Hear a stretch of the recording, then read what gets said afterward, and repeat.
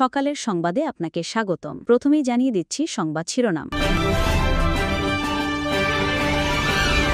সশস্ত্র বাহিনী দিবস আজ। মহান স্বাধীনতা যুদ্ধে আত্মোৎসর্গকারী সশস্ত্র বাহিনীর সদস্যদের প্রতি শ্রদ্ধা জানিয়েছেন রাষ্ট্রপতি ও প্রধান উপদেষ্টা। এরপরই শ্রদ্ধা জানান 3 বাহিনী প্রধান। সকালে ঢাকা সেনানিবাসের শিখা অনির্বাণে পুষ্পস্তবক অর্পণ করেন তারা। ইতিহাসে 21 নভেম্বর দিনটিকে বলা হয় সম্মান, সাহস আর দেশ রক্ষার প্রতীক। 1971 সালে এ দিনে একসঙ্গে যুদ্ধে নামে সেনা, নৌ ও বিমান বাহিনী।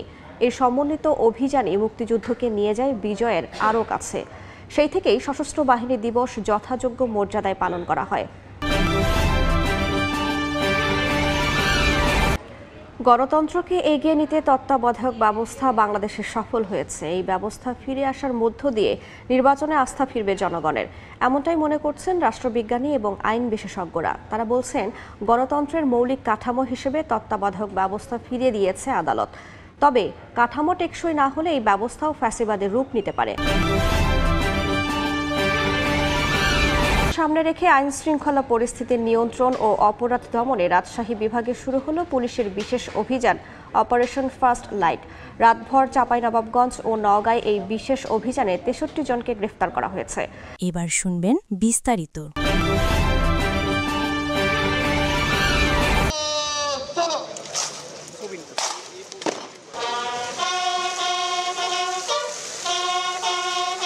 একাত্তরের 21শে নভেম্বর মহান মুক্তিযুদ্ধে জীবন বাজি রেখে সেনা, নৌ ও বিমান বাহিনী সম্মিলিতভাবে পাকিস্তানি বাহিনীর বিরুদ্ধে আক্রমণ সূচনা করেন। সেই থেকেই স্বাধীনতা যুদ্ধে 3 বাহিনীর অবদান এবং বীরত্বগাথা গভীর শ্রদ্ধায় স্মরণ করে বাংলাদেশ। ভোরের আলো ফুটতেই নীরবতা ভেঙে জেগে ওঠে শিখা অনির্বাণ। শুরুতেই ঢাকা সেনানিবাসে শিখা অনির্বাণে শ্রদ্ধা জানান রাষ্ট্রপতি মোহাম্মদ শাহাবুদ্দিন। সে সময় শহীদদের স্মরণে কিছুক্ষণ নীরবে দাঁড়িয়ে থাকেন রাষ্ট্রপ্রধান। বিউগলে বেজে ওঠে শ্রদ্ধার করুণ সুর। রাষ্ট্রপতির পর শ্রদ্ধা জানান প্রধান উপদেষ্টা ডক্টর মোহাম্মদ ইউনুস। 3 বাহিনীর চৌকস দল দেন গার্ড অফ অনার। শ্রদ্ধা নিবেদন শেষে শোক বইতে স্বাক্ষর করেন প্রধান উপদেষ্টা। পরে শহীদ বেদিতে নিজ নিজ বাহিনীর পক্ষে পুষ্পস্তবক অর্পণ করেন 3 বাহিনীর প্রধানও।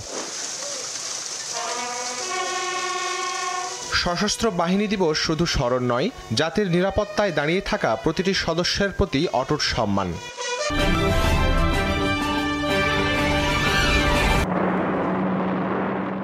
1971 বাংলার স্বাধীনতাকামীদের নিধনে ঝাঁপিয়ে পড়ে পাকিস্তান সেনাবাহিনী। দেশ মাতৃকাকে স্বাধীন করতে সেই আঁধারের মধ্যেই প্রতিরোধের দীপ জ্বেলে দেন 3 বাহিনীর অকুতোভয় সদস্যরা। তাদের সমন্বিত আক্রমণে ভেঙে পড়তে থাকে পাকিস্তানিরা। নৌবাহিনীর দুঃসাহসিক অপারেশন জ্যাকপট, শত্রুপক্ষের উপর আকাশপথে বিমান বাহিনীর একের পর এক আঘাত আর সেনাবাহিনীর সম্মুখ যুদ্ধ, সব মিলেই তৈরি হয় বিজয়ের পথ।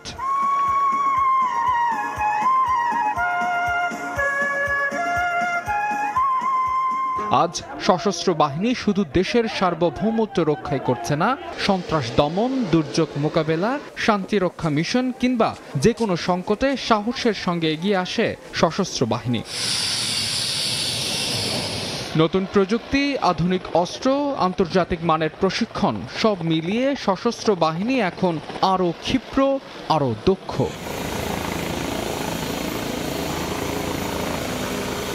যুদ্ধবিমান চালানো থেকে শান্তিরক্ষা মিশনের নেতৃত্ব, নারী সদস্যরাও এখন বাহিনীর শক্তির অন্যতম অংশ। অপরাধ নিয়ন্ত্রণে বিশেষ অভিযান, নির্বাচনের নিরাপত্তা, মহাসড়ক থেকে পাহাড়, সমুদ্রের উত্তাল জলরাশি, যেখানেই দরকার সেখানেই সরব 3 বাহিনী। বিশ্বের সবচেয়ে কঠিন মিশনগুলোতেও বাংলাদেশের শান্তিরক্ষীরা রাখছে অসাধারণ ভূমিকা। অনেকদিন ধরেই বাংলাদেশ শীর্ষ শান্তিরক্ষী প্রেরণকারী দেশগুলোর অন্যতম। সাহস, শৃঙ্খলা আর দায়িত্ব, এই 3 স্তম্ভের উপর দাঁড়িয়ে আছে বাংলাদেশের সশস্ত্র বাহিনী। 21 নভেম্বর তাই শুধু অতীত স্মরণ নয়, ভবিষ্যতের অঙ্গীকার।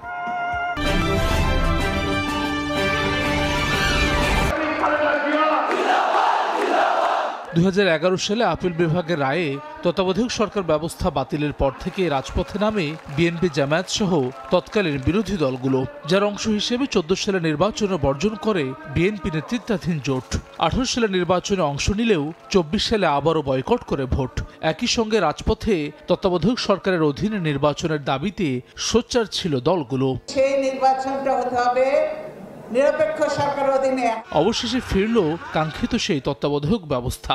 আওয়ামী লীগ সরকারের আমলে সংবিধানের 13 সংশোধনী বাতিলের রায় অবৈধ ঘোষণা করে নির্বাচনকালে নির্দলীয় তত্ত্বাবধায়ক সরকার ব্যবস্থা পুনর্বহালের সিদ্ধান্ত দিয়েছে সর্বোচ্চ আদালত। এর মধ্য দিয়ে সংবিধানে স্বয়ংক্রিয়ভাবে তত্ত্বাবধায়ক সরকার ব্যবস্থা ফিরলেও আসন্ন 13 জাতীয় সংসদ নির্বাচন হবে অন্তর্বর্তী সরকারের অধীনেই। তত্ত্বাবধায়ক সরকার ব্যবস্থা কার্যকর হবে 14 জাতীয় সংসদ নির্বাচন থেকে। তত্ত্বাবধায়ক ব্যবস্থা বাতিল না হলে কর্তৃত্ববাদ ফিরে আসতো না বলে মনে করেন রাষ্ট্রবিজ্ঞানের এই শিক্ষক। তবে কাঠামো টেকসই না হলে তত্ত্বাবধায়ক ব্যবস্থাও ফ্যাসিবাদে রূপ নিতে পারে এমন শঙ্কা তার। তত্ত্বাবধায়ক সরকার ব্যবস্থা যদি আপনি বাতিল না করতেন, হয়তোবা ফ্যাসিবাদ কর্তৃত্ববাদ বাংলাদেশে ফিরে আসতো না। এই রায়ের মাধ্যমে মানুষের আস্থা ফিরে আসবে। কিন্তু আমার কাছে মনে হচ্ছে যদি আপনি তত্ত্বাবধায়ক সরকার ব্যবস্থাকে টেকসই করতে চান, তাহলে আপনি এমন একটা কাঠামো তৈরি করতে হবে আপনাকে, যে কাঠামোটা আর কখনো নিজেও কর্তৃত্ববাদ বা ফ্যাসিবাদকে ফিরিয়ে না আসে। সুপ্রিম কোর্টের এই জ্যেষ্ঠ আইনজীবীর মতে গণতন্ত্রকে এগিয়ে নিতে তত্ত্বাবধায়ক ব্যবস্থা বাংলাদেশে সফল হয়েছে। গণতন্ত্রের মৌলিক কাঠামো হিসেবে তত্ত্বাবধায়ক ব্যবস্থা ফিরিয়ে দিয়েছে আদালত। নির্দলীয় তত্ত্বাবধায়ক সরকার ব্যবস্থা সংবিধানে অন্তর্ভুক্ত হওয়া এবং তার অধীনে নির্বাচন হওয়াতে মানুষের ভোটাধিকার সুনিশ্চিত হয়েছিল। সুতরাং মানুষের কাছে এটা প্রমাণিত হয়েছে যে গণতন্ত্রকে এগিয়ে নেওয়ার জন্য নির্দলীয় তত্ত্বাবধায়ক সরকার ব্যবস্থা একটা সঠিক একটা মেকানিজম, যেটা বাংলাদেশে কাজ করেছে। আদালতের কাছে মূল বিবেচ্য বিষয় হচ্ছে আমাদের সাংবিধানিক মৌলিক কাঠামো কিনা নির্দলীয় তত্ত্বাবধায়ক সরকার ব্যবস্থা, যেটা আমরা আর্গুমেন্ট করেছি যে হ্যাঁ, এটা মৌলিক কাঠামো গণতন্ত্রের স্বার্থে এবং আমাদের দেশের মানুষের ভোটাধিকারের স্বার্থে। তত্ত্বাবধায়ক সরকার ব্যবস্থা নিয়ে রাজনৈতিক দলগুলোর ঐকমত্য তৈরি হলেও এই সরকারের রূপরেখা নিয়ে ঐক্য তৈরি হয়নি। জুলাই জাতীয় সনদে তত্ত্বাবধায়ক সরকারের গঠন প্রক্রিয়ার কিছু অংশে নোট অফ ডিসেন্ট আছে বেশ কিছু রাজনৈতিক দলের।